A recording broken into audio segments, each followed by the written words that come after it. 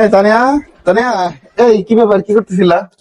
কি আর করব, এখন যে যুগ করছে তাতে টেনশনে তো আমার মাথাটা তো শেষ হয়ে গেছে। আবার তোমার কিসের টেনশন? কিসের আবার টেনশন? তোমাদের নিয়েই তো টেনশন। আচ্ছা যাই হোক, বুঝছো, এখন আল্লাহর কাছে আমাদের সবসময় বেশি বেশি দোয়া করা উচিত, অবশ্যই অবশ্যই বুঝছো। আর অবশ্যই।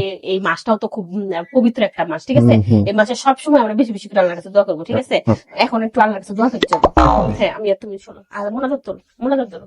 মনে হচ্ছে হ্যাঁ ধরো। আমিন। ইয়া আল্লাহ, আমার হাজবেন্ড অনেক ভালো একজন মানুষ, সে আমাকে খুবই পছন্দ করে। ইয়া আল্লাহ, আমার হাজবেন্ড খুবই ভালো একজন মানুষ, তার মনের যত চাওয়া পাওয়া আছে, যত বাসনা আছে, তুমি সবকিছু পূরণ করে দিও, তাকে সকল বাধা বিপত্তি থেকে তাকে মুক্ত রাখো। আমিন আমিন আমিন।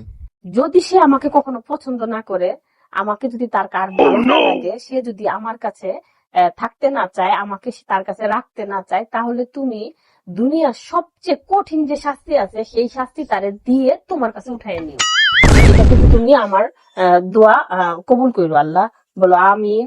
আমিন বলো। আমিন বলো। আমিন। আমিন বলো। আমিন বলতে বলছি, আমিন বলো। বলতে পারবো না আমিন। বলতে পারবে না মানে বলো আমিন।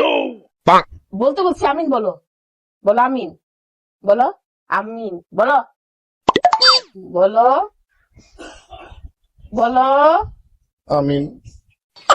আল্লাহ, আমার হাজবেন্ড আমিন বলছে, তুমি আমাদের দুইজনেরই এই ফরিয়াদ, এই দোয়া কবুল করো আল্লাহ। আমিন। আমিন বলো। আমিন। মনে রাখে, ঠিক আছে, এই জিনিস যেন মনে থাকে।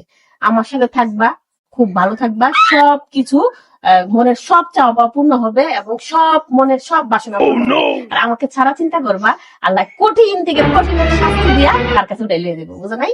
মাথায় যেন থাকে।